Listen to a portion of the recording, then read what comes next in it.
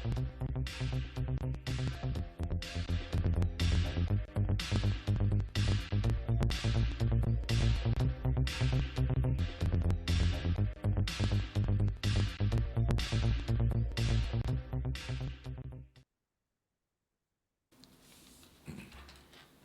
d'habitude, un grand bonjour. Bonjour à vous tous, téléspectateurs, vous qui nous regardez là où vous êtes. Sans oublier, je ne cesse de le dire, chaque dimanche, les followers pour les très nombreux commentaires qu'ils nous adressent et nous en prenons bien entendu acte, nous en prenons connaissance. Bien entendu. Alors, je me permettrai aussi d'adresser un bonjour aussi appuyé à Marie-Galante, aux îles du Sud, aux îles du Nord. Et j'insiste beaucoup sur, dans le cadre de ce bonjour dominical, vous le savez, à mon ami, adresser ce bonjour également à François Navis. François Navis, qui est le maire de Saint-Louis, c'est un ami de longue date, parce que nous avons fait un cheminement ensemble. Et j'ai beaucoup de sens d'amitié pour François Navis, parce que c'est un bûcheur, c'est un travailleur. Je crois que ceux qui sont de Marie-Galante connaissent très bien François Navis. C'est quelqu'un, je dirais très rapidement, qui a certainement été victime de ce qu'on appelle la discontinuité territoriale, qui nous affecte, nous, chaque individu, dans sa chair, dans sa peau, qui fait que, bon, des fois, il rayonne dans la périphérie de son territoire, mais pas à l'extérieur. Mais en tout cas, bien bonjour à François Navis. C'est un bonjour important. Alors, de quoi allons-nous parler aujourd'hui, en ce dimanche, n'est-ce pas?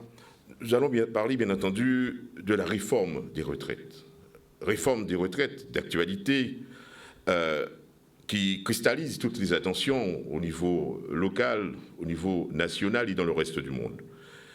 Après le rejet de la motion de censure, des motions de censure du gouvernement, présentée d'abord par l'IOT, et ensuite le groupe IOT, et ensuite également par le Rassemblement national, 2 motions de censure rejetées. Après ces rejets de motions de censure, nous avons entendu la prise de parole du président Macron, interrogé par 2 journalistes, prise de parole qui suscite des mécontentements, soulèvements en France, des Français, un peu partout également, je dirais, en France et beaucoup dans le monde. La violence s'invite dans ces manifestations. De cette prise de parole se dégagent des observations, de la forme. Un président détendu, semble-t-il, relax, apparemment pas inquiet. À leur fond, une verticalité dans ses propos et le bien fondé, selon lui, de ces réformes, puisqu'il avance des explications qui, semble-t-il, rassurent un peu, en tout cas. Alors, Eco-Club ouvre le débat sur la situation du moment. Le thème d'aujourd'hui, donc, c'est donc réforme des retraites, Macron droit dans ses bottes. Voilà. Alors, comme d'habitude, Eco-Club a toujours ses préliminaires, c'est-à-dire assez préliminaires, c'est-à-dire la focalisation, en quelque sorte, les marqueurs, comme je le dis souvent, de l'actualité de la semaine.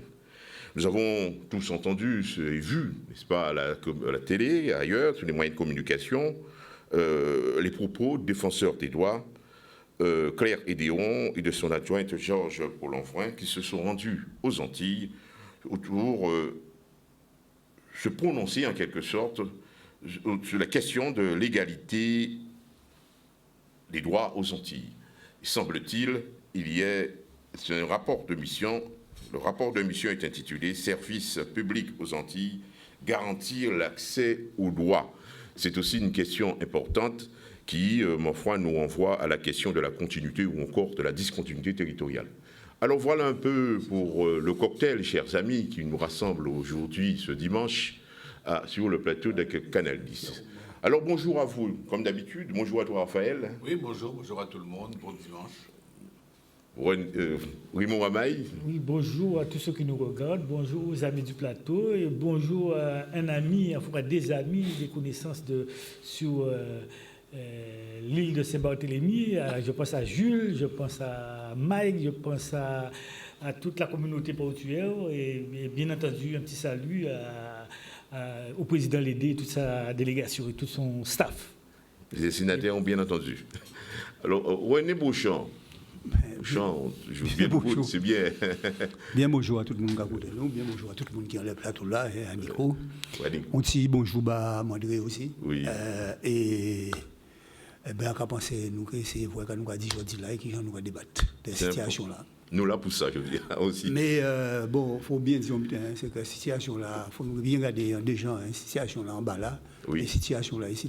Nous regardons aussi ça, nous connaissons des réactions. Alors, et bien entendu, Édouard Collet, merci d'être avec nous, Édouard. Je connais la circonstance, je connais les conditions. Des fois, la disponibilité n'est pas toujours évidente le dimanche. Merci, Oui, merci vrai. d'être là. Quand on a plusieurs chaudrons sur le feu, c'est un peu normal. Mais bonjour, très content d'être avec vous. À Nico, à Mandré, que j'ai eu au téléphone, que je salue.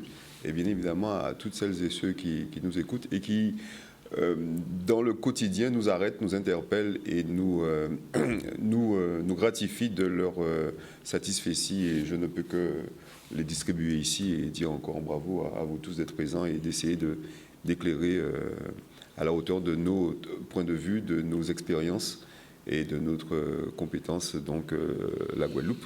Tant mieux si on y arrive. Des remerciements entendus. Et nous venons bien entendu à notre ami Nico. Nico, oui. Bonjour à toi. Là où tu es, alors tu as cette ouverture pour adresser le grand bonjour à tous. Oui, oui. Je dis bonjour à tout le monde, Jean, à nos amis sur le plateau. Et je profite rapidement pour présenter des excuses. Ma fille m'a reproché une erreur grave lors de mon intervention de dimanche. Il paraît que j'ai dit référendum d'initiative populaire. Elle m'a dit, c'est pas parce qu'on est de gauche, tout est populaire. Hein. L'article 11 dit partager. Donc, pardon. Le référendum, il est d'initiative partagée, il n'est pas populaire. Voilà. Et c'est bien dommage, on était bien, mais il est populaire, il n'est pas populaire. Il est partagé entre le Parlement, entre le président et entre une partie de la population pour que ce référendum puisse être mis sur pied. Voilà. Ceci dit, je dis bonjour à tout le monde, mais à coup de pas. Bonjour à tout le monde. Bonjour à ma petite cousine aussi et mes parents qui habitent à Anse-Verte. Merci voilà. Donc, Nico. Et aussi une attention particulière, ta fille qui assure cette veille sur les propos de son père, sur les propos aussi d'Éco-Club, parce qu'on connaît très bien. Merci donc pour tout ça, et bonjour aussi à ta fille. Alors, on va commencer aujourd'hui par Nico. Nous sommes le cadre de ces préliminaires, et notre ami Nico a attiré notre attention sur... ma foi, la question de l'égalité des droits aux Antilles. C'est-à-dire parce qu'il y a eu une mission qui a été commandée là-dessus, l'intitulé de la mission, les services aux Antilles, garantir l'accès aux droits. C'est une mission conduite par la défenseuse des droits, la défenseure des droits, exclusive, n'est-ce pas, de son nom Claire Hédéon, accompagnée de son adjoint, Georges Pollongin, qui se sont rendus en Guadeloupe et aussi à la Martinique. Alors, Nico, tu as bien avancé cette idée, cette thématique, ce sujet-là. Alors, c'est la raison pour laquelle je crois qu'il est opportun d'abord d'ouvrir le débat avec toi. Alors, Nico, sur cette mission, qu'est-ce que tu as à nous dire de manière à ce que nous puissions ouvrir les échanges là-dessus? Alors, Jean, avant de rentrer dans la lettre de ça, on va le faire, vous allez le faire, mais il y a une chose qui m'a interpellé dans le principe. C'est indirectement le procès de Césaire qui fait là, ou de la départementalisation. Il y avait un pari qui était fait par Césaire et les progressistes en 1946, c'est que par la question sociale, par la question des droits sociaux en particulier, la France serait contrainte de décoloniser. Et que, pour ne pas dire aux Français décoloniser le pays, on leur a dit départementaliser. Et il y avait un marché de dupes, identité martiniquaise, identité guyanaise, identité guadeloupéenne, identité réunionnaise, mais nationalité française. Alors, dans ce jeu-là, la France, elle, en départementalisant, dans un premier temps, c'est vraiment à jouer le jeu des transferts sociaux, de l'augmentation du pouvoir d'achat, de la question sanitaire, la question du droit. Elle a beaucoup progressé, hein, il faut le dire. Hein. Bon. Mais le problème c'est que en augmentant le pouvoir d'achat, en arrosant le pays, elle a créé une nouvelle dépendance. Une nouvelle dépendance. Et donc, le deuxième volet de Césaire, à savoir l'émancipation, s'est trouvé piégé. Et le pays est encaillé dans cette contradiction-là. D'un côté, beaucoup d'argent sur le plan social, et puis sur le plan économique, absolument rien, pas grand-chose, et de la dépendance économique, de la consommation à tout va, et puis même notre goût est forgé par la France. On ne peut manger bitin sucré, bitin salé. Donc, c'est ça qui m'a préoccupé beaucoup dans ce premier bilan. Hein, il y a le détail. Hein, il y a le procès de Césaire qui est fait. Et ça devrait nous faire réfléchir sur lorsqu'on fait un deal avec la France. Quand on fait un deal avec la France, il faut faire attention. Hein, elle est maligne, elle sait ce qu'elle veut et elle fait ce qu'elle veut. Hein, et donc, voilà, c'est ça mon point de problème. Et donc, c'est vrai que nous en sommes loin. Nous sommes loin de l'égalité des droits, mais pour des raisons historiques, en disant d'accord, on y marche, mais on n'y marche pas naturellement, on y marche avec un présupposé. C'est vrai que notre présupposé à nous, c'était que cette marche-là nous conduise vers l'émancipation, mais dans les faits, la France l'utilise pour augmenter notre dépendance. Voilà, c'est bien dit, hein, c'est le point de départ de l'analyse. Je vais aussi souligner, ni sans doute, Nico, il y a la question qu'on n'a pas encore évoquée de la transition numérique qui vient amplifier cette inégalité. Alors, on commence par la droite. Raphaël. Je suis à droite aujourd'hui. Oui, je suis d'accord avec Nico s'agissant de l'initiative, de l'idée de départementalisation. Mais si on se replace dans le contexte des années 46, c'était quand même vécu comme effectivement vers une démarche vers l'émancipation. Ce qui s'est passé après, c'est le rôle de nos élus. Attends, on ne peut pas mettre tout sous le dos de Césaire comme ça. Quel a été leur rôle de vigilance? Quel a été leur rôle d'alerte? Je suis étonné, et ça continue encore, de voir qu'on découvre comme par hasard le décalage qu'il y a dans le droit, dans l'accès au droit entre les départements d'outre-mer et la France. Mais tous les gens qui sont dans les institutions savent ça pertinemment. Le centre et la périphérie. Ça fait longtemps que ça fonctionne comme ça. On se bat pour ça et le rattrapage n'a jamais été fait. Donc il y a peut-être au départ un calcul qui a été fait et qui n'a pas été stratégiquement poursuivi. Mais il y a un processus permanent de déqualification et de mise à l'écart par rapport à cet alignement. Il y a eu un alignement, même pas. Même par rapport aux droits sociaux, on n'est pas équivalent. Il y a eu une espèce de maquignonnage qui a permis de donner une illusion de départementalisation. Mais moi, j'en veux beaucoup plus à nos élus, alors de la génération passée, plus que ceux de maintenant, qui ont bien profité, bien mangé, sont bien gavés sur les rentes de la République, mais qui n'ont pas été très vigilants pour les acquis en Guadeloupe. Pour les acquis en Guadeloupe. Donc c'est intégré aussi où s'exerce bien ce que j'appelle cette discontinuité territoriale, parce que ce n'est pas seulement le transport, c'est aussi dans l'accès, la manière d'accéder aux services. Et dans la dimension institutionnelle. La dimension institutionnelle, oui, la dimension institutionnelle qui est, disons, le cœur même. Mais c'est le bras armé. Hein, le bras armé des dysfonctionnements. Exactement. L'ensemble des dysfonctionnements. Exactement.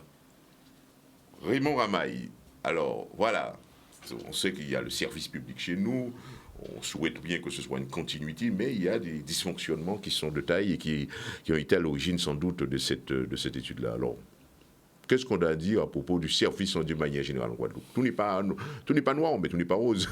Certainement, en Guadeloupe comme ailleurs. Alors, je reste tout à fait d'accord avec ce qu'a dit Raphaël, et bien entendu en partie avec ce qu'a dit notre ami Nico. Effectivement, la départementalisation a amené un certain nombre de choses à l'époque. Bien entendu, Césaire en a contribué beaucoup pour cette affaire-là, mais peut-être à l'époque de Césaire, il y avait des donnes peut-être différentes par rapport à aujourd'hui. Et c'est vrai qu'il y a eu, sur le plan social, un certain nombre d'avancées, sur le plan même des droits, un certain nombre d'avancées. Il y a encore des retards, tout à fait, à rattraper. Mais il faut dire aussi que nos élus, et je fais allusion à Rosan Girard, qui ont toujours demandé, et qui ont obtenu aussi, sur le plan social, notamment, et sur le plan même des droits, et on a oublié l'aspect économique, le développement économique. On a voulu surtout mettre les gens de chez nous un peu plus dans une situation plus confortable par rapport à ce que nous vivions à l'époque. Et aujourd'hui, les choses ont évolué après une cinquantaine d'années. Grosso modo, on voit qu'on a besoin d'autre chose que ce côté social, ce côté droit. Ça ne suffit pas. Il faut aussi penser au développement économique. Et c'est là, je dis, Raphaël a tout à fait raison de dire que nos élus, surtout de l'époque, se sont gavés, pour répéter notre ami Raphaël, se sont gavés et ont oublié ce côté développement économique, développement intrinsèque du pays. Et nous sommes dans cette situation aujourd'hui où il y a eu, comme disait Nico, une certaine dépendance, plus de dépendance aujourd'hui pour avoir notre confort, pour continuer à vivre de ce confort, même si c'est critiquable sur cet créneau. Mais nous avons un confort et c'est toute la difficulté aujourd'hui. Et là, je pense à notre ami René. Et toute la difficulté aujourd'hui de pouvoir contrer cette situation parce que, et là, c'est un avis personnel. Si je dois passer 50, 60, 80 ans sur Terre, je préfère vivre dans le confort. Je m'en fous de savoir d'où il vient que de vivre dans la boue. Alors, je comprends les Guadeloupéens aujourd'hui. Pour changer ce système, il faut proposer mieux. Et je ne suis pas sûr que pour le moment, il y a mieux. C'est l'analyse de Ramaï, qui suscitera bien entendu des réactions. René Brochant, défenseur, il a dit l'accès aux droits. Mais nous allons parler, il faut nous accéder à tout droit là, ou bien nous ou bien nous ne pas rien. Oui, non, mais de toute façon, c'est la fameuse illusion qui a daté depuis l'époque là, ça, oui. Qui repris par Lurel vers l'égalité des chances, etc.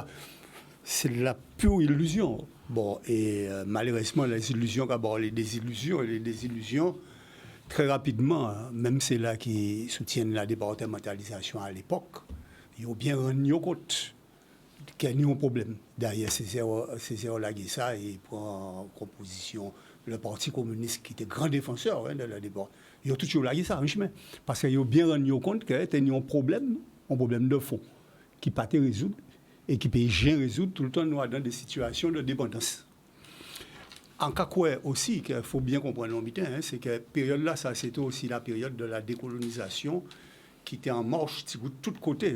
Bon, le Vietnam, etc., surtout l'Algérie, les pays africains, tous ces problèmes, tous les problèmes étaient posés. Et à l'environnement, nous, la Caraïbe.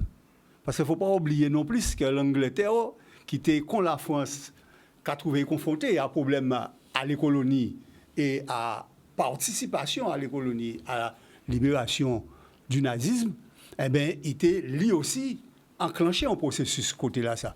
Et encore rappeler les autres qu'à l'époque là, ça, les anglophones, tu prends contact avec nous en Guadeloupe, tu prends contact avec nous en France en particulier, le Premier ministre à Trinidad.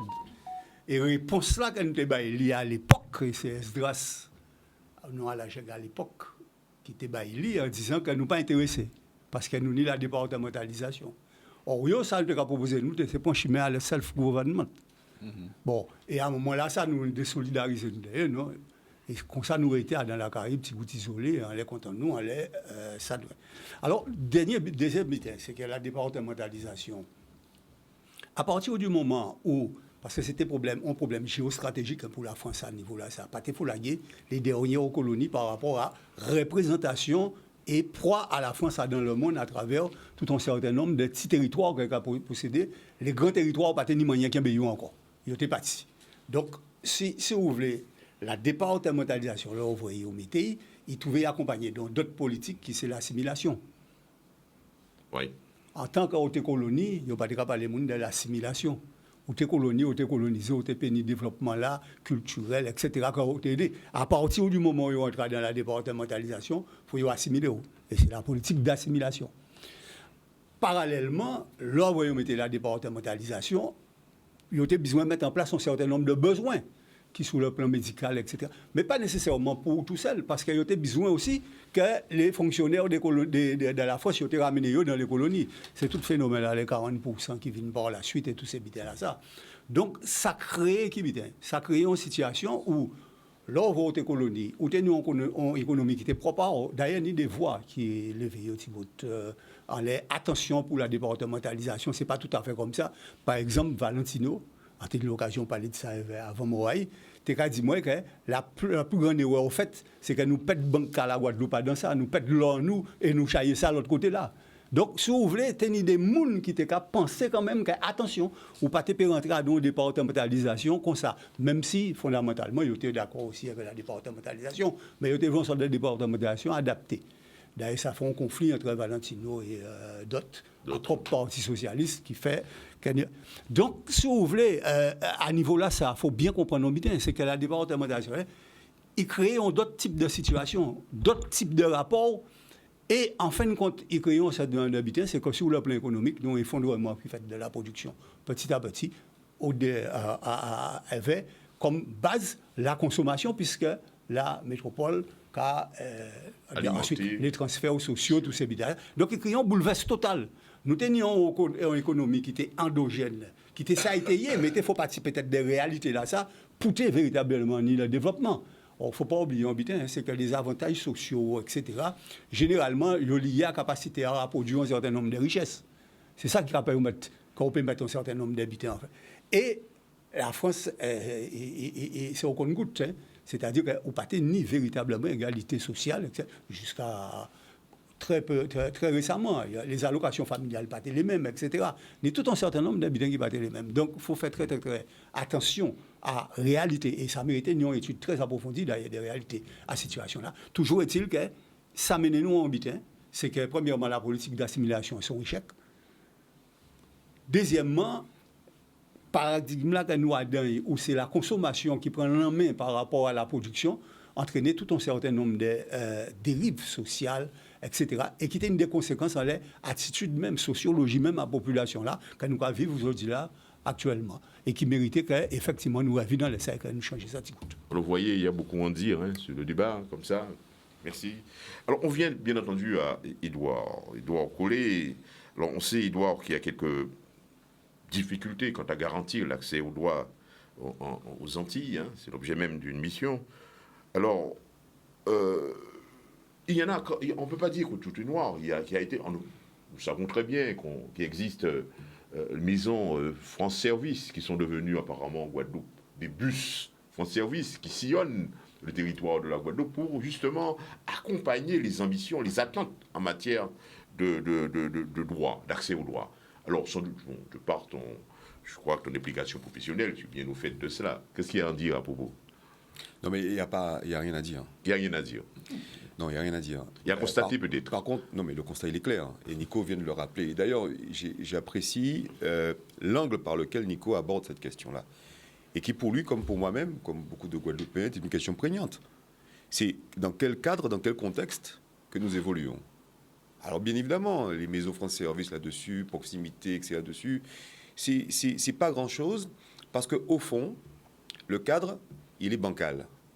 Et ça a été rappelé excellemment ici. Et c'est vrai que convoquer Césaire dans la discussion de ce que nous sommes est très intéressante.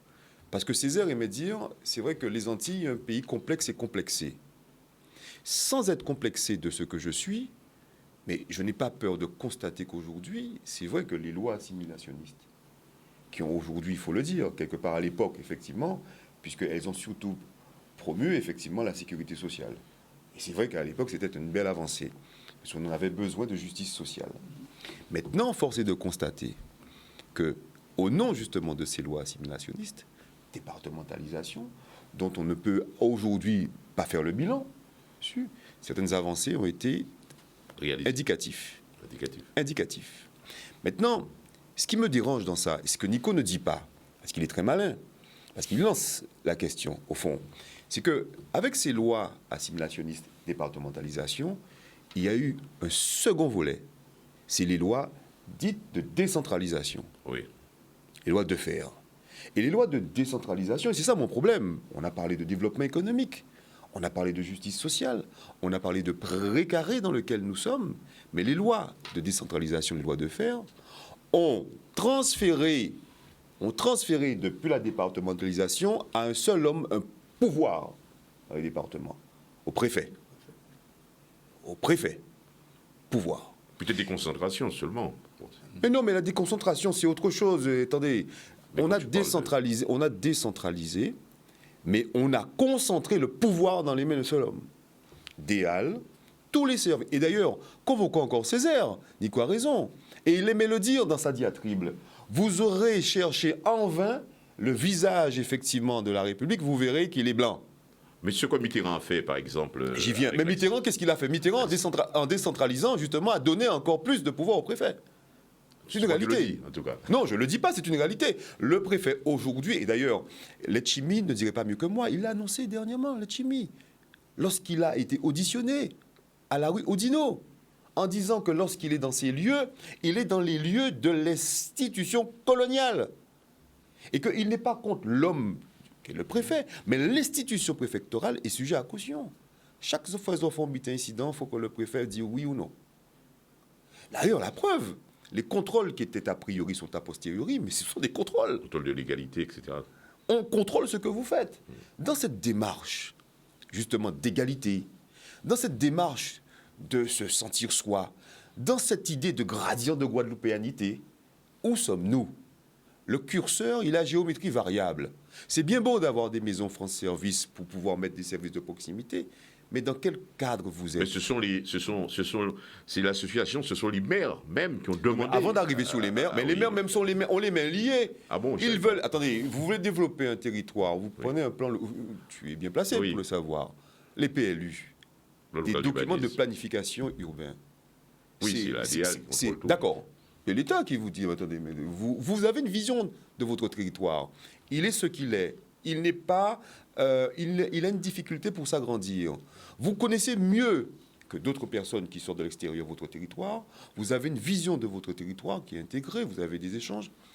C'est l'ADL qui vous dit ce que vous devez faire. Et qui contrôle l'application du PPRN. Au-delà de l'application du PPRN, qui vous dit là on ne peut pas faire et là on peut faire. Et de manière assez maladroite par certains égards, quand on voit ce qui se passe à Goyave, on autorise certains endroits, d'autres pas. Il y a des questions qui peuvent être évoquées au titre d'une égalité. Et c'est ce que Nico, quelque part, de manière sous-jacente, entend quand on parle d'égalité. Et c'est vrai, égalité n'est pas uniformité non plus. Hein. Pas parce que c'est qu'a fait là, il faut faire obtenir ici. Il y a des particularismes, il y a des spécificités, il y a des contextes qui font qu'aujourd'hui, pour conclure à la question qu'évoque Nico aujourd'hui, l'évolution institutionnelle, elle est nécessaire.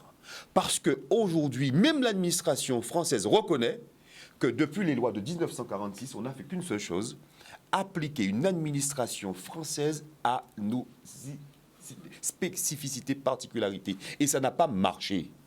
Ça n'a pas fonctionné.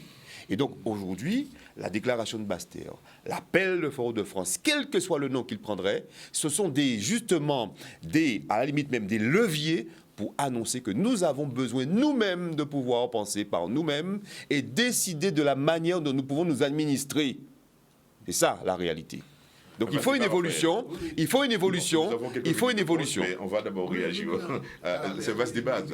L'idée, effectivement, elle est en l'idée, on se fait débattre. C'est-à-dire qu'en fait, il n'y a pas eu de droit. Il y a eu une logique politique et une logique de couverture sociale, premier temps.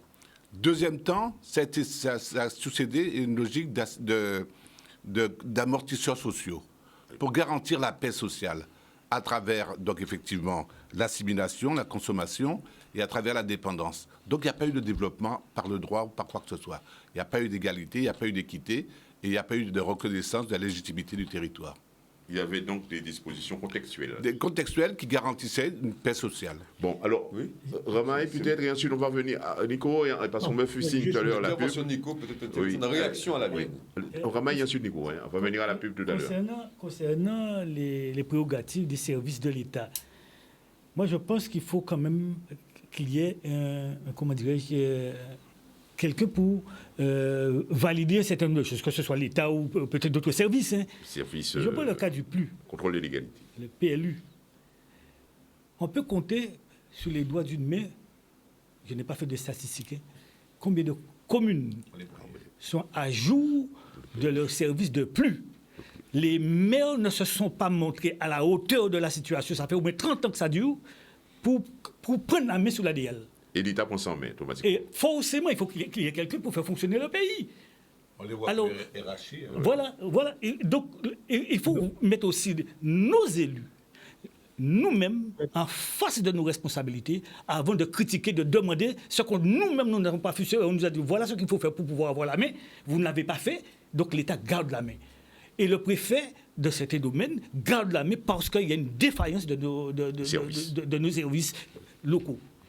Alors, je suis d'accord, hein, s'il faut être dépendant et prendre le pays en main avec des personnes qui sauront gérer le pays. Mais on ne va pas donner, comme dit Raphaël, à des couillons de gérer la Guadeloupe. Alors, ça aussi, il faut qu'on soit en face de notre réalité et nous regarder dans la glace. On vient donc à Nico, mais pour ce que je sais, effectivement, il y a beaucoup de problèmes au niveau des plans locaux d'urbanisme. Il y a effectivement, au niveau des plans locaux Non, mais d'urbanisme... juste une parenthèse sur le PLU, parce que je suis on plus va ça venir. comme ça, Oui. là-dessus, Non, avant non, de laisser la mais place à Nico. c'est une problématique. Ce que je dis, C'est une problématique, je dirais, par machin que je connais. Non, mais attendez. Non, mais attendez. Moi, je mettais l'index rapidement, 2 secondes. Je mettais l'index sur justement la planification, la façon de penser effectivement le développement d'un territoire urbanistiquement parlant. Je dis une chose qui est très simple, c'est que nous avons besoin, que nous-mêmes pouvons penser notre développement et la façon de voir le territoire. Mais à chaque fois que vous pouvez proposer, à chaque fois que vous dimensionnez, vous gabarisez, vous avez l'espace devant vous, vous dites, voilà ainsi que je vois mon territoire, à travers une population qui s'amenuise, c'est vrai, à travers une urbanisation, vous avez un service de l'État qui vous dit, in fine, non, c'est comme ça, et c'est pas comme ça, et c'est pas autrement. Il y a un problème, et c'est ça que je suis en train de mettre en exergue. Ce problème-là ne peut pas être récurrent. Il ne peut plus continuer. On ne peut plus continuer comme ça. C'est bien intéressant. Nico, très rapidement. Un dernier petit mot concernant le PPRM. À Saint-Martin, on a vu après le cyclone les problèmes qu'il y a eu à Saint-Martin. D'ailleurs, ça a coûté l'élection du président Gibbs. On a vu comment le problème s'est posé et puis ça s'est réglé. Nico, alors très rapidement, parce qu'il y a la pub après. Nico, je sais que tes interventions sont aussi substantielles. Alors, on n'entend pas. On t'a pas entendu, Nico, reprends. Merci, Edouard, parce que c'est vrai. Ce qu'il dit peut paraître choquant. Dans les livres, ce n'est pas ce qui est écrit. Bon. Et lui, il a l'intelligence du territoire, il connaît la réalité. Dans les livres, il est écrit que le pouvoir est transféré à l'élu local et le préfet est en périphérie presque, il ne fait que du contrôle a posteriori. C'est ce que disent les livres. oui, a posteriori. Mais, Edouard sait, et nous savons, que la réalité n'est pas celle-là. Nous avons des compétences sous surveillance, même a posteriori. On n'a pas de pouvoir. Ce qu'il nous faut, c'est du pouvoir. Ce n'est pas des compétences sous contrôle. Je prends un exemple simple pour illustrer cela. Celle du transport dans le pays. Le transport. Bon. Le transport dans le pays, ma fille ne sait pas ce qu'est un transport en commun. Elle voyage en bus. Moi, j'ai toujours pris le transport en commun. Le modèle même du déplacement est importé. Et au lieu de se saisir, par exemple, d'une habilitation pour respecter la dimension culturelle et l'efficience du transport de Guadeloupéens par les Guadeloupéens pensés par eux-mêmes, on importe un modèle avec des gros bus. C'est vrai qu'il paraît que les gros bus, c'est pratique parce que ça peut permettre de distribuer des commissions des dessous de table. Bon, mais le bus, avant d'être un outil de commission, c'est fait pour transporter les gens. Et la capacité des Guadeloupéens à imaginer un transport par eux-mêmes, pour eux-mêmes, adapté aux horaires, adapté aux marchandes, adapté aux scolaires, avec de la musique dedans, avec un fait culturel au centre de la question économique, c'est le pouvoir. C'est le pouvoir de faire comme nous voulons pour nous-mêmes en étant habilités à le faire. Et non pas d'importer des schémas, d'importer des bus, d'importer des comportements pour faire vivre l'import-export en particulier, et en étant sous contrôle d'une autorité qui pense en fait pour nous-mêmes. par le biais de la loi et de la réglementation. Donc, il faut en finir avec les compétences mises sous contrôle. Il faut passer à de l'habilitation et l'autonomie du pays, quoi, pour le dire la vérité. Bon. Et une dernière chose, quand on dit l'autonomie du pays, et que ça fait frémir beaucoup, je dis bravo à la France, parce qu'elle a réussi à faire que les oiseaux préfèrent leur cage. Elle a fait en sorte que les prisonniers aiment leur geôlier. Et elle a fait en sorte que le suicide joyeux, comme dit Guy Tyrolien, eh bien, soit la donne. Alors que la responsabilité des gens, l'autonomie de quelqu'un, c'est écrit dans ses gènes. L'émancipation, c'est la règle générale, ce n'est pas l'exception. Hein? Et donc la France a réussi quelque chose d'exceptionnel, mais les élus d'aujourd'hui qui sont, comment dire, des élus de circonstance vont être dépassés. Le système ne tiendra pas. Je le mets au 1000. Et nous allons avoir les élus du profil de collègues. Et là, vous verrez si les choses n'ont pas changé. Alors donc on va venir directement à la pub. C'est une question extrêmement importante, cette question du développement. Quand on regarde plus, on regarde le SARS, tout ça. Donc peut-être on verra, et je connais bien des personnes qui sont bien spécialisées pratiquement sur ces problématiques-là. Peut-être on pourrait venir nous éclairer aussi là-dessus pour enrichir le débat. Ce sera donc peut-être à vous de voir. Alors, nous revoilà.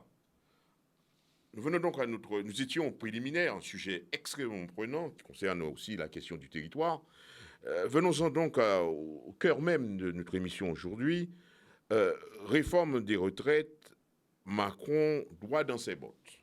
Alors pour ouvrir, ce thème, le débat là-dessus, nous allons vous projeter 2 vidéos.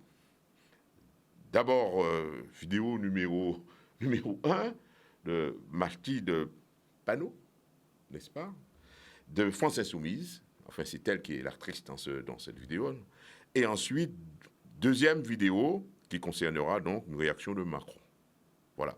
Alors, technicien, première vidéo.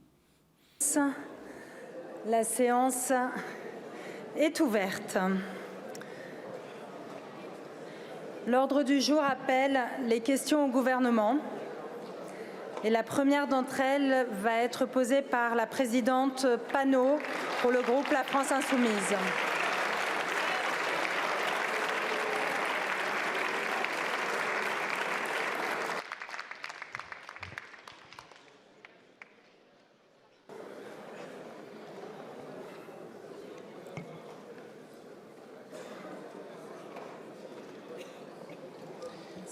Présidente, Madame la Première ministre, vous céderez.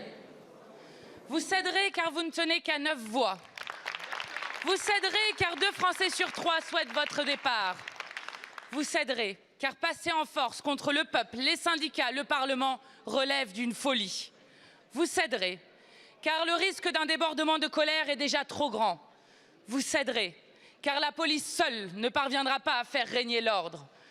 Vous céderez car un caprice du président ne mérite pas de menacer la paix civile du pays.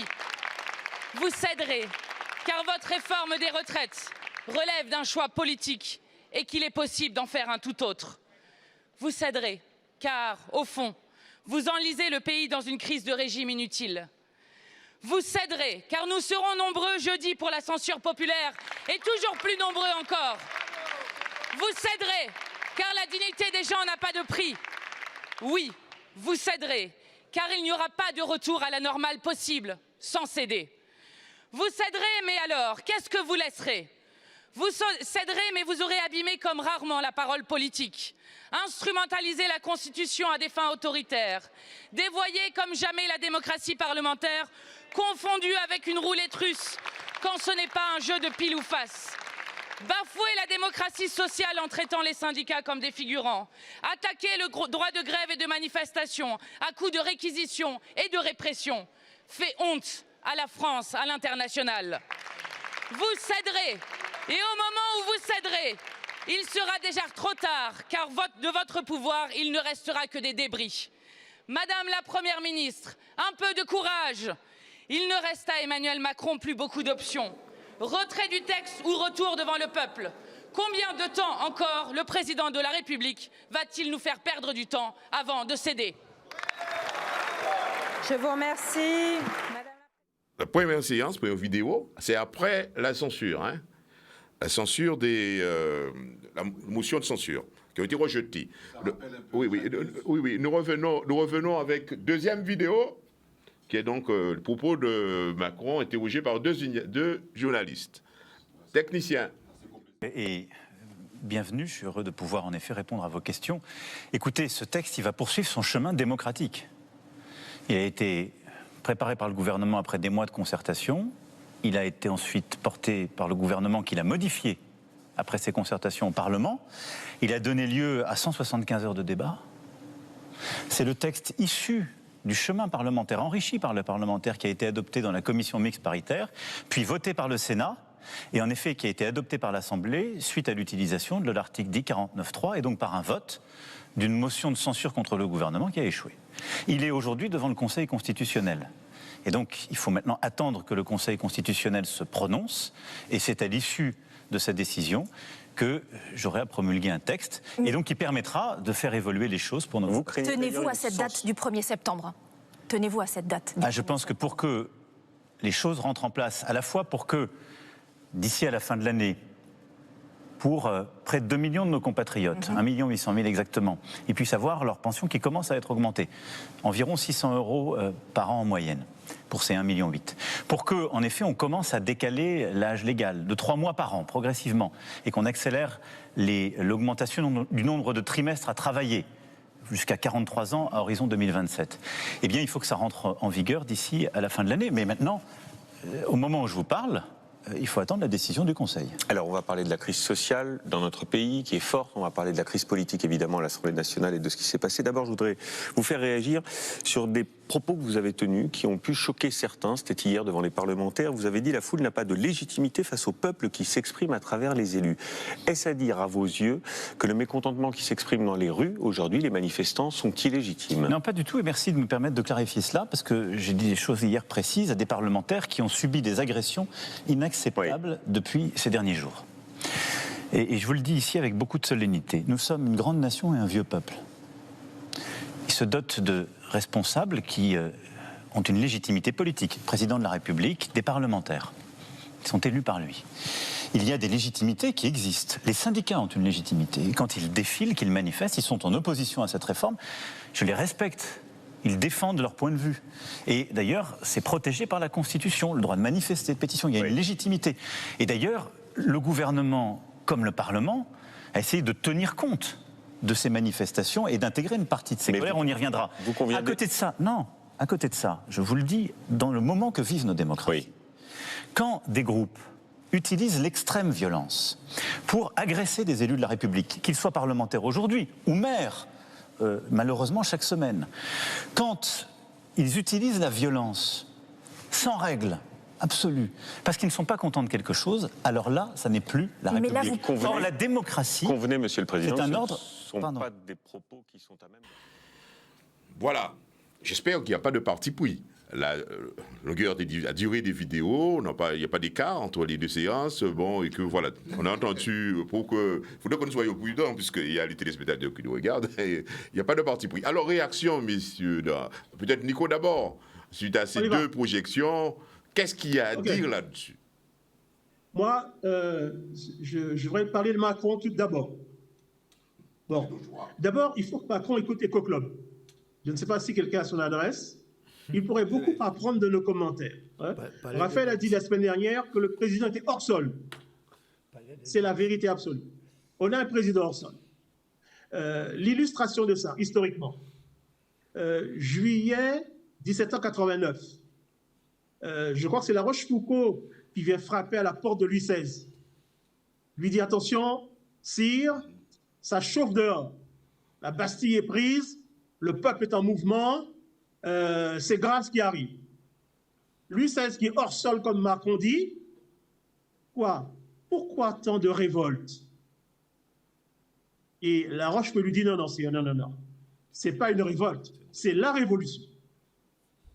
Là, on est dans pareil, on dit la même chose. Voilà. Je ne sais pas qui est La Rochefoucauld, mais le président est hors sol.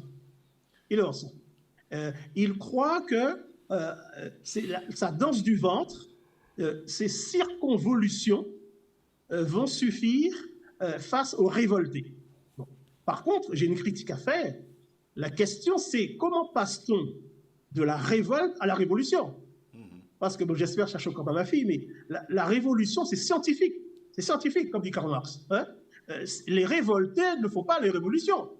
La France a besoin d'une révolution et pas de circonvolution du président. Et je ne vois pas encore le leader, le mouvement de la révolution. L'Europe en a besoin aussi sans doute, hein, pour mettre à jour un peu la vie des gens par rapport à la marchandisation. Là, c'est ce qui fait défaut. C'est pour ça que l'avenir est incertain. Tu as des révoltés, on a besoin d'une révolution.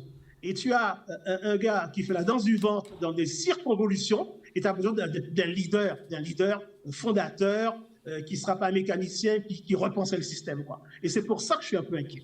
Ça, c'est pour Macron. Alors, la parole donc au plateau pour réagir. On va signaler quand même bien pour la différence du concept. Hein. Évolution, révolution, c'est à la fois la quantité et la qualité.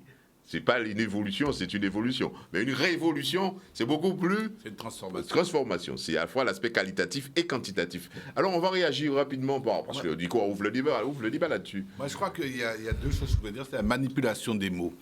Et c'est la subtilité même, c'est de la rhétorique politique. Et dans le discours de Macron, la manipulation des mots, c'est entre légitimité et légalité. Une chose peut être légitime et pas légale. La légitimité, elle se décline à 3 niveaux. C'est celle effectivement du pouvoir. Sauf qu'on est en démocratie. Le pouvoir est octroyé. C'est un pouvoir qui est donné, qui est gagné. Donc, en fait, la vraie légitimité, c'est la personne qui donne le pouvoir. Et la personne qui donne le pouvoir, c'est le peuple. Mais comme c'est un pouvoir représentatif, il faut définir ce que c'est que la représentativité. À quel moment cette représentativité est légale ou ne l'est pas? Et donc, le problème se pose pour la personne de Macron. La deuxième chose, c'est la légitimité de l'opinion.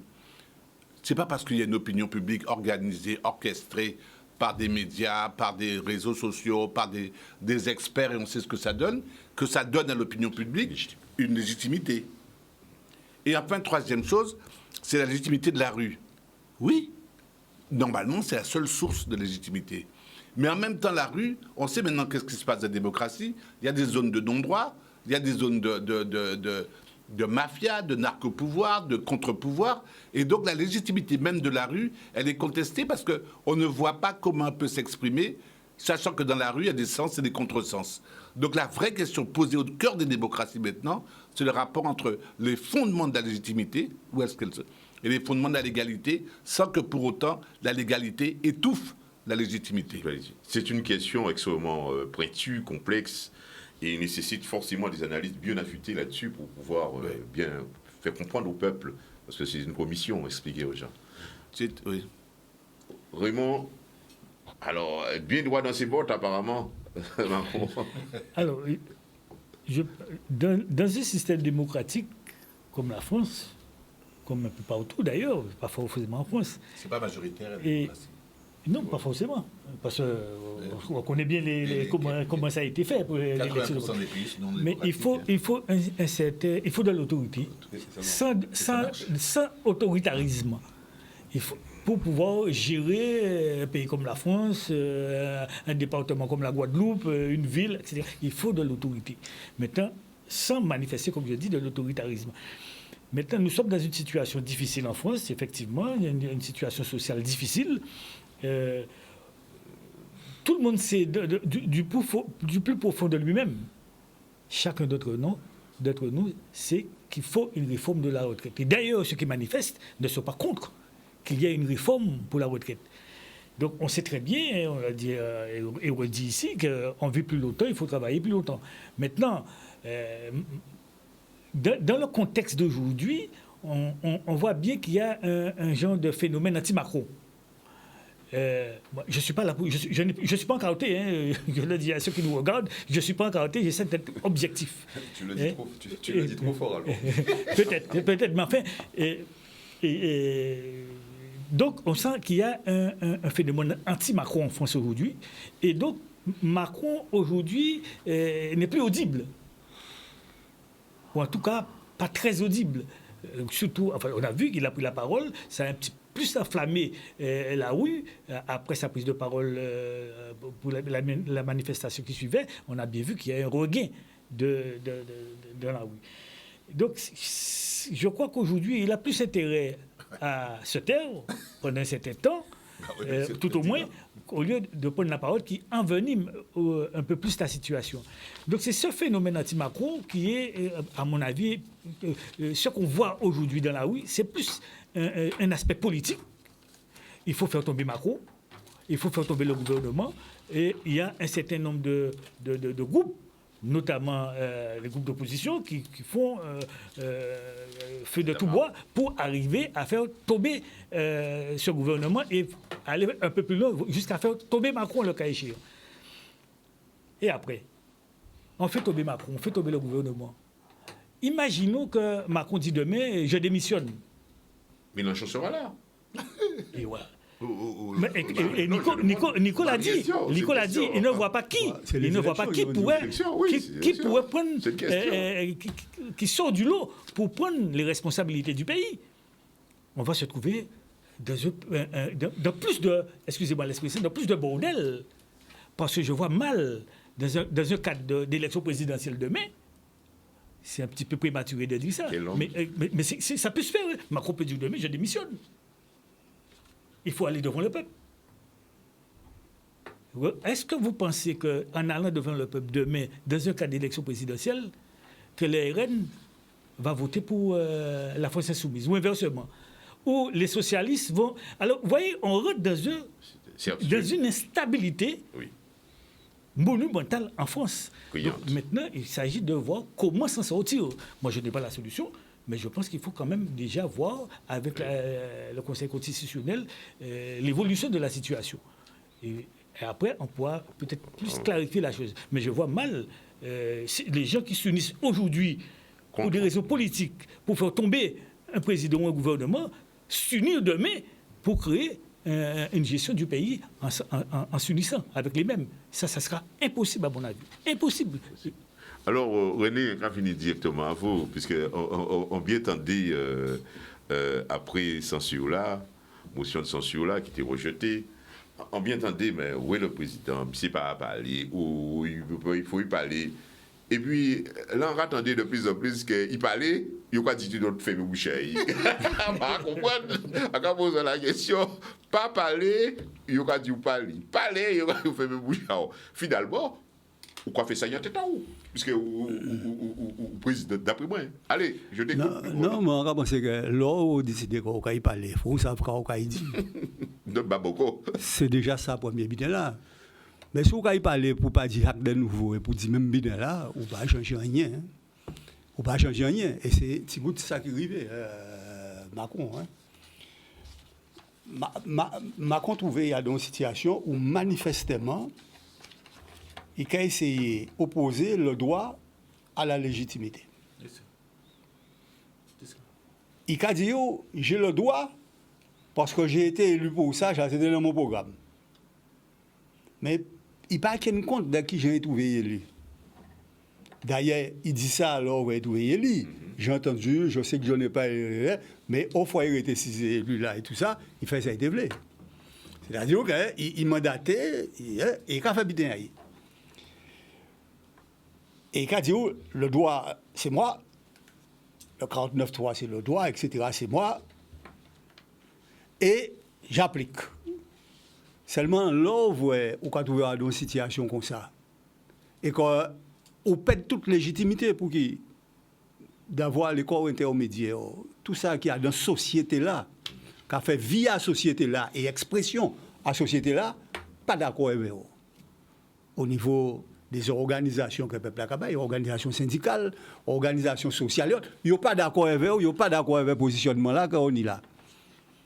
Et on pas véritablement une force politique pour imposer quoi que ce soit, parce que toute explication qu'on a essayé de la population, là, etc., il révélait qu'on n'a pas à quoi, il n'est pas d'accord avec eux, et il a dit qu'il n'est pas d'accord avec eux. On ne peut pas connaître ça. On ne peut pas contenter de dire simplement, bon, c'est à travers les parlementaires, je suis élu, j'ai le droit, etc., etc. On est obligé de trouver des situations, des discussions, des véritables dialogues. on ne peut pas dire que c'est celle solution qui est meilleure là. Puisqu'on a d'autres solutions qu'on va proposer. Et vous ne pouvez pas mentir non plus Bamoun, parce que Macron mentit Bamoun. Là. Première réaction à Laurent Berger, qui est secrétaire général à la CFTT, qui sont syndicats qui pourtant étaient proches de Macron. Hein. Très proches de Macron. Non, proches de Macron, au départ. Proches de la conception et tout ça. Première réaction à Laurent Berger, c'est de dire non seulement tu mens, mais tu falsifies les réalités. Donc, excusez-moi, c'est une insulte particulièrement grave pour mon président. Et par Bougla, qui est plus proche d'eux, ça a montré très clairement que vous êtes au sol. Donc, arrêtez qui bite. Arrêtez, ou bien, il a estimé qu'il faut dissoudre l'Assemblée pour une majorité forte pour faire bien y passer. Mais là, il ne veut pas prendre risque là, ça, parce qu'il savait que dans le contexte là qu'il est là, 80% de la population qui a dit qu'il compte bien là, il peut y passer. Elle veut bien y là ça. Donc, ça peut passer au niveau parlementaire.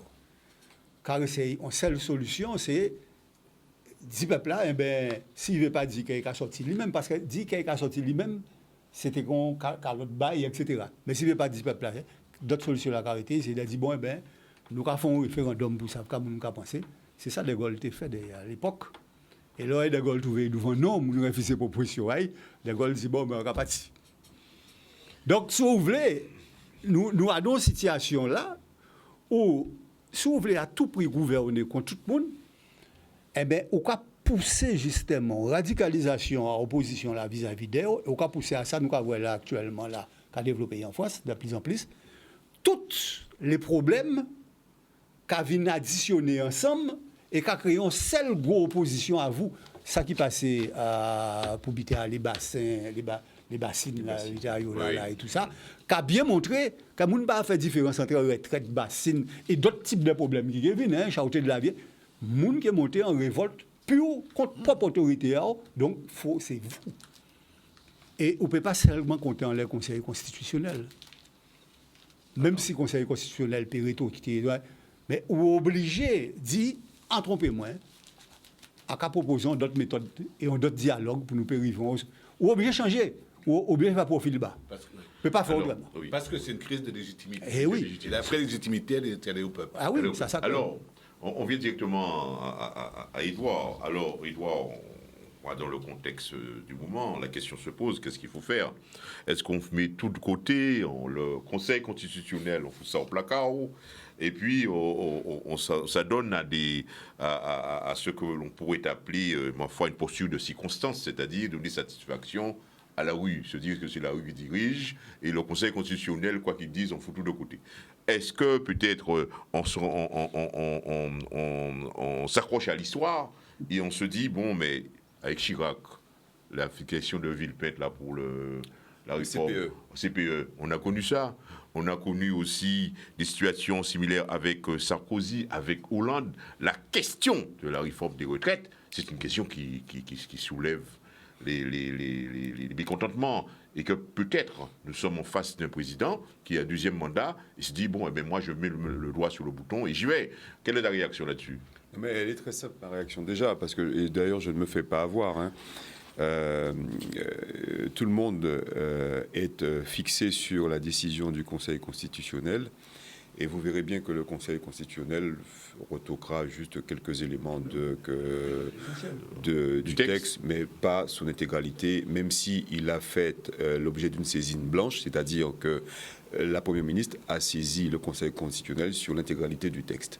Je rappelle une chose, et les observateurs l'ont vu, il faut être prudent dessus. Il y a eu deux situations assez cocasses.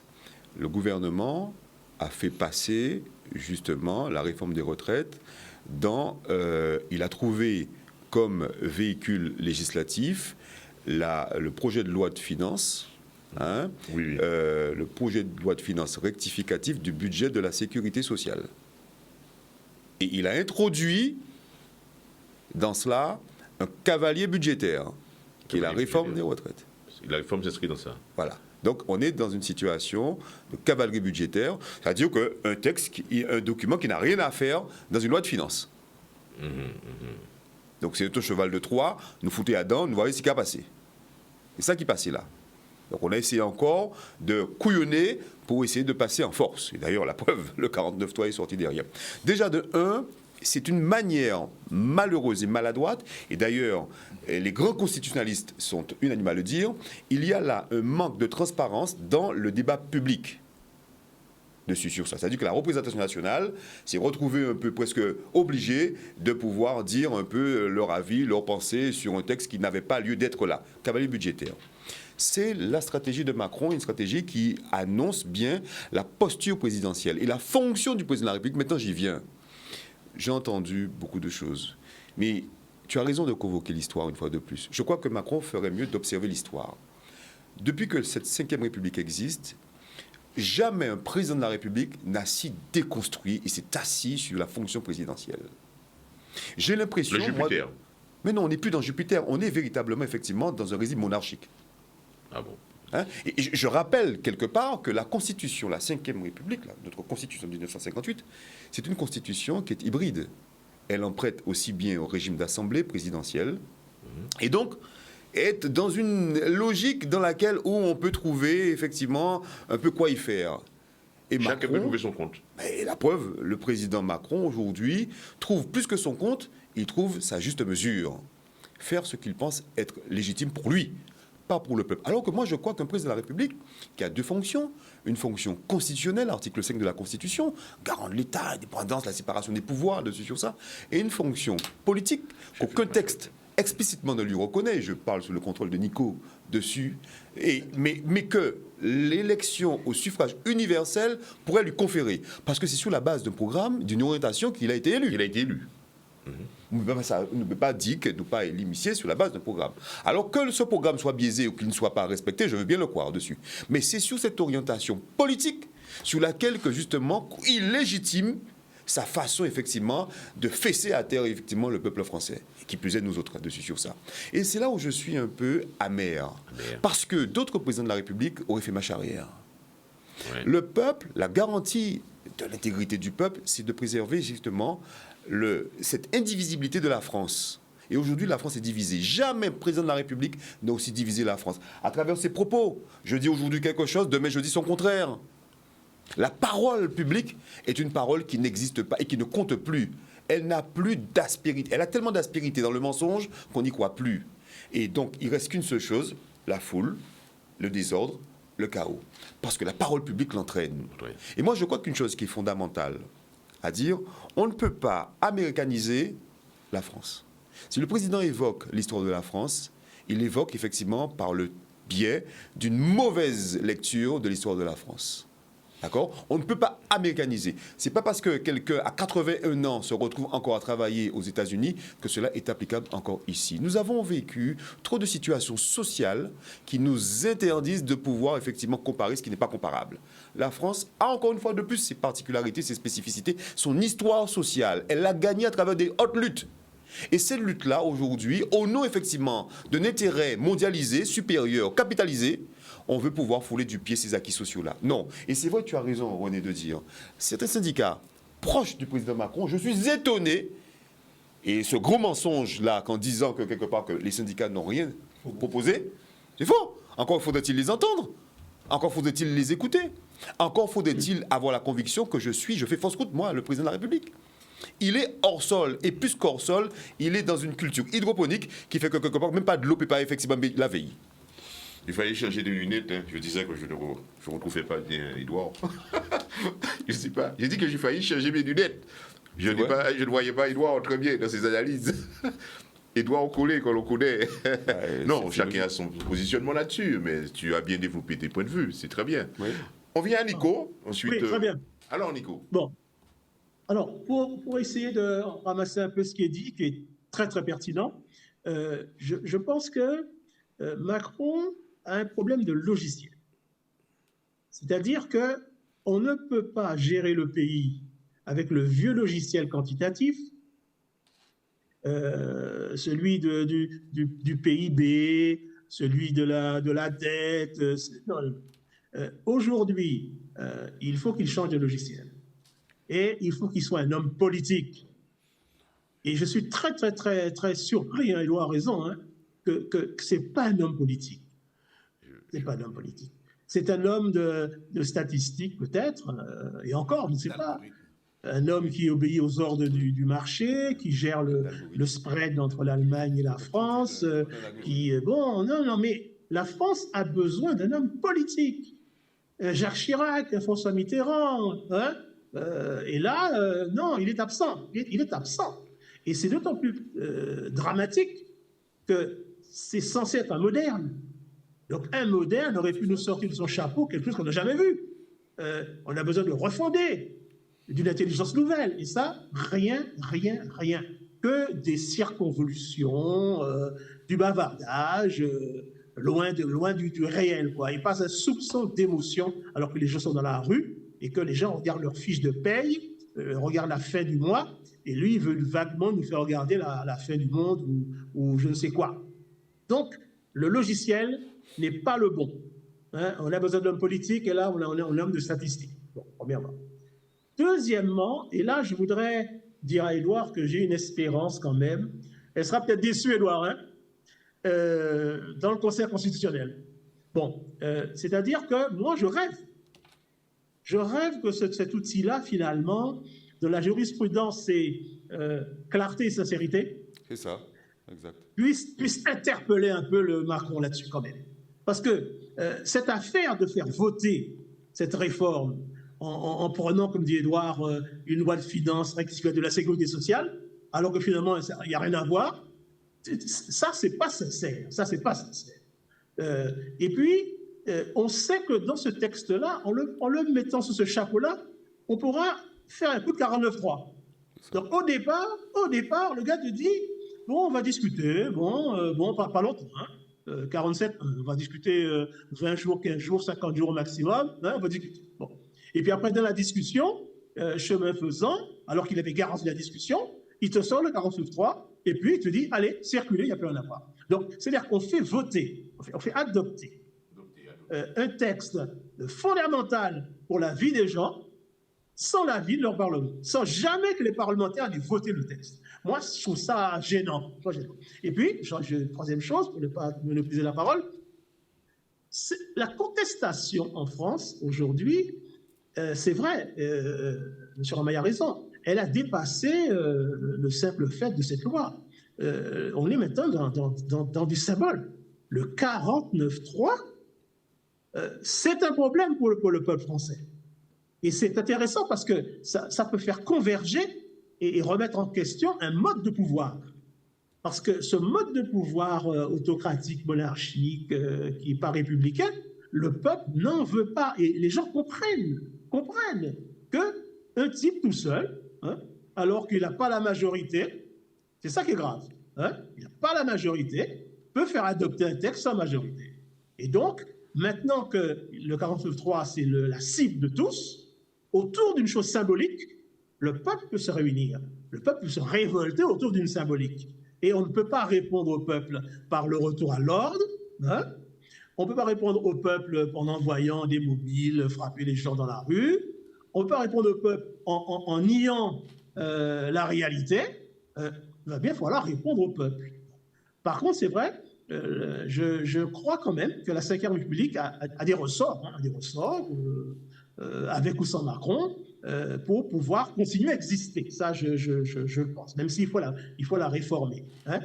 J'appelle de mes voeux la révolution, c'est-à-dire que prendre en compte le vrai changement qui est dehors. Mais je ne suis pas inquiet pour ce pays. Il va s'en sortir.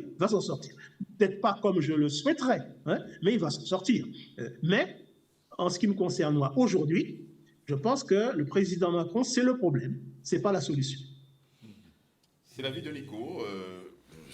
On va donc poursuivre. Mais enfin, je vais quand même noter qu'il y a un premier, je ne sais pas, vous n'avez peut-être pas lu ce livre-là, c'est le premier ouvrage sorti au lendemain de l'élection de Macron, publié par plusieurs énarques de sa promotion, n'est-ce pas, qui, ma foi, affichait un regard très progressiste, comme quoi, disait-il, que les présidents, ceux qui ont présidé la France, ont été extrêmement versatiles, pas suffisamment verticale dans les ambitions, et cela explique la situation dans laquelle nous sommes actuellement. C'était la vision vision, je dirais, générationnelle, qui était portée notamment par ses amis de la génération de la promotion et de Macron. Hein. C'est un ouvrage d'ailleurs, un clin à ma femme qui m'a offert ce livre-là, je ne sais pas. Mais il y a beaucoup à dire là-dessus. Je pense que je vais le trouver peut-être à Nico, je vais te donner des éléments. Jean, excuse-moi. Excuse-moi, Jean. Jean, 2 minutes, pas plus. Hein. Jean, quand Macron est élu, son programme s'appelle Révolution. Ah bon? Hein? Oui. Il a écrit un livre qui s'appelle Révolution. Il se fout de nous. C'est-à-dire qu'il sait ce dont on a besoin. Et là, il se comporte en petit politicien accroché au pouvoir et loin des réalités. Et il n'est pas au niveau, parce qu'on va reprocher d'avoir dit qu'il n'est pas au niveau. On va dire, il n'est pas au niveau de ce qu'on attend de lui. Oui, c'est ça le problème. On n'attend pas de ce gars-là qu'il ait des petites réformettes, qui se battent comme les politiciens dans le passé. On attendait de ce gars-là des actes fondateurs. Des fondations, des changements de paradigme, de la modernité. Rien. On attendait le gars dans le calcul, il est dans le comté. Et nous savons que le calcul, il faut d'abord compter. Oui, on vient en Raphaël alors là-dessus. Non, mais c'est clair que le profil, entre guillemets, de Macron a été fait depuis longtemps. C'est un produit, la quintessence du marché. C'est un produit de marché, c'est un produit des algorithmes, c'est un produit de réflexion, c'est un banquier. Il a toujours été premier à l'école et donc il a un schéma de fonctionnement qui le met à l'opposé de la politique au sens symbolique. Or, en fait, ce qui est intéressant, le peuple, lui, il fonctionne avec des symboles, avec les lois du marché aussi, mais avec un symbole. Et donc, au niveau de la légitimité, on a l'impression que la légitimité maintenant, qui est en cause, attaque les superstructures symboliques d'une nation. Et là, ça pose problème parce que la légitimité est elle-même un référent symbolique. Le 49.3, il est légal, il n'y a pas de problème, il est constitutionnel, mais dans sa dimension symbolique, dans sa dimension de référent, ça ne passe pas du tout. Donc il faut changer la Constitution. Le choc se fait maintenant. Non, c'est plus compliqué que ça. Il se fait au cœur même de la démocratie. Et peut-être que ça passe par l'esprit républicain, qui apparemment était une martingale par rapport à ça, mais ça ne passera plus. Parce que le référent maintenant, c'est la légitimité, c'est pas la légalité. C'est la légitimité. Et donc, c'est pas le droit. Il faut placer le curseur au bon endroit. Au bon endroit. Ouais. Dans ce qui produit du sens. Du sens, en tout cas, pour nos concitoyens. Oui, exactement. La société. Alors, on vient à Ramaï, ensuite on va venir à René, peut-être à finir avec Nico. Allez-y, on a du temps. On parle beaucoup de légitimité. Effectivement, aujourd'hui, quand on est légitime, on est très à l'aise pour pouvoir réaliser ce dont on a à faire et ce pour lequel on est mandaté. Donc, à partir du moment qu'il y a un doute à ce niveau-là, effectivement, il y a quelques problèmes qui peuvent se poser. On voit un petit peu aujourd'hui la situation de la France. Mais en parlant de légitimité, quand on regarde ce qui se passe dans la rue, à la demande des syndicats, et peut-être d'autres personnes, notamment les casseurs, enfin, qui ne demandent pas, mais qui font. Les Black Boys, les Black Blocs et maintenant, on parle des Black Bouges maintenant. Ou Bouge Bloc. C'est la bourgeoisie. Oui, nous sommes d'accord. Mais alors, la légitimité est bafouée partout. On peut dire que Macron n'est pas, compte tenu du premier tour des élections, n'est pas un président légitime, mais c'est valable pour tous les autres. Mais et les syndicats, qui sont encore moins représentatifs en puissance par rapport au pouvoir politique. Et ce sont eux qui aujourd'hui sont dans la rue. Alors, est-ce qu'on doit dire que ces syndicats qui appellent, avec des mouvements politiques aussi, à ce désordre dans le pays, si on peut dire ça comme ça, entre guillemets, désordre dans le pays, est-ce que ces syndicats-là sont plus légitimes au vu de leur représentativité par rapport à leur mandat que le président de la République, qui a été élu dans un cadre légal, comme les syndicats aussi, mais avec beaucoup moins de mandats. Donc, c'est un vrai... Et tout ça fait que nous avons cette situation en France. Et maintenant, il faut trouver la solution. Alors, pour revenir à ce phénomène retraite, moi, je reviens sur ce texte, ce traitement qu'il faut faire pour traiter le problème de la retraite en France. Moi, j'insiste, je persiste à dire que tout le monde est d'accord qu'il faut faire quelque chose en France. Pour la retraite, dans les pays voisins, partout la retraite, l'âge de la retraite est autour de 65-67 ans. En France, nous sommes encore à 64. Alors que Macron, dans son programme, avait proposé 65. Tout ça, on sait très bien qu'il faut aller vers une modification, une réforme de la retraite. Maintenant, il faut savoir comment, avec qui, il faut faire cette réforme, parce que manifestement, ce qui est proposé aujourd'hui, moi j'estime, ça c'est mon avis personnel, que c'est plus pour des raisons politiques qu'on a ce blocage sur le problème de la retraite que pour un problème effectif du traitement de l'âge légal de la retraite. Voilà ce que j'ai à dire. Alors, et pour finir, on parle que le texte n'a pas été voté. Il y a eu une motion de censure qui a été rejetée. Ça veut dire qu'il y a eu un vote à l'Assemblée nationale. Et le fait de rejeter la motion de censure, ça veut dire c'est l'équivalent de dire que le texte est voté. Donc il y a eu un vote. Oui, Bouchard, par rapport à... Voilà. Là aussi, vous avez des points de vue totalement contraires. Mais non, à part ça, c'est simplement parce que même si vous avez jeté le gouvernement là, quand vous avez avoir qui vous peut mettre en place, c'est pour ça que vous pas avoir, etc. Ou différent, moi, à la suite de ça, il faut nous clair. À partir du moment où, de manière très persistante, les sondages qui disent qu'à 80%, qui c'est au début, qui c'est à la fin, population là, qui a rejeté la retraite là, ça, il ne pas dire qu'il ne faut pas faire une réforme de retraite, mais il a rejeté là, ça qui proposait là, il a rejeté, il faut rendre compte qu'il faut trouver d'autres solutions, d'autres chemins, plutôt que d'essayer de faire passage en force, puisque le passage en force là, qui est payé, qui n'est qu'une solution, ça que nous avons actuellement, c'est qu'en fin de compte, tous les modes de contentement, quel que soit, cristallisé à l'entour à la retraite, pour enclencher tout un certain nombre de combats et d'habiter comme ça. Les syndicats, dans toute légitimité, ils ont utilisé les moyens que la Constitution et qui est à disposition pour opposer à la retraite. Alors, pas bien dire le contraire. Le droit de grève sont des droits constitutionnels. Tous ces bitailles sont des droits constitutionnels. Donc, ils ont utilisé aussi tous les moyens qu'ils ont dit. Sans qu'on retienne surtout, c'est que Macron et Anthony disent ça de manière très claire et très nette. Seule conclusion qu'il a tirée de ça qui a passé là et qui est en train de dégénérer complètement, c'est qu'effectivement, dorénavant, qu'il faut gouverner avec des lois, très peu de lois, très coûteuses, pas dire grand-chose, mais surtout beaucoup de décrets.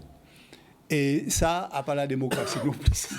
D'ailleurs, son manière de faire d'autres types de passages qui particulièrement dangereux. À part ça qu'il a tiré comme conclusion, les conclusions qu'il a tirées, c'est que véritablement, il faut retrouver sens à la démocratie. On ne peut pas dire les organisations syndicales, au moment où ça est encore possible, non pas où s'ouvrir le Parlement qui a décidé, et à présent, dit, ma porte est grande ouverte, on pourra discuter de ceci.